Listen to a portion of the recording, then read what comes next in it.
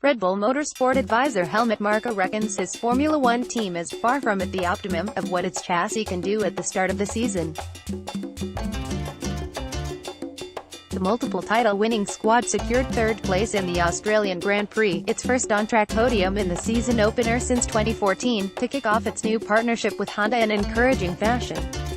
Max Verstappen finished more than 20 seconds behind Mercedes race winner Valtteri Bottas, but hailed the result after a tricky start to the weekend.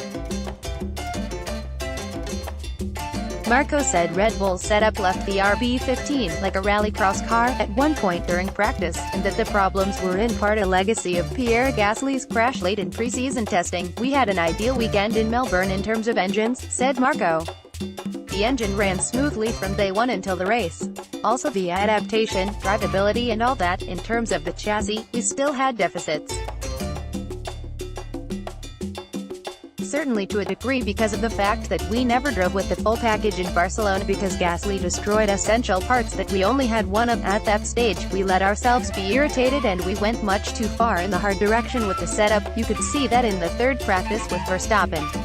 From curve 3 to 4, the wheels went crazy. He drew black lines there. It was like a rallycross car, and we're also far from at the optimum of what the chassis can do, but that's nothing that can't be repaired in a very short time frame." Marko said he was overjoyed at the commitment Red Bull was getting from Honda, which celebrated its F1 first podium in 11 years with Verstappen's third place in Melbourne. While Red Bull emerged second best in Australia, behind Mercedes but ahead of Ferrari, Marko cautioned against establishing a pecking order until after the upcoming races in Bahrain and China. "Maybe Mercedes doesn't even know why they were so far ahead in Melbourne," he said. "Let's call it Melbourne effect." The track temperature was between 40 and 44 degrees. That's 15 degrees more than in Barcelona. "I think we'll only see the exact balance of power on the upcoming circuits, which have more significance, like Bahrain and China, as well as expecting Red Bull to up its game on the chassis side." Marko is excited by further progress from its new engine and reiterated a willingness to take penalties in the pursuit of performance. "Honda develops massively," he said.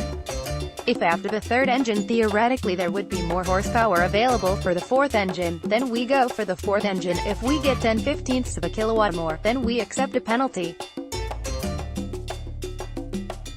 It's not about reliability."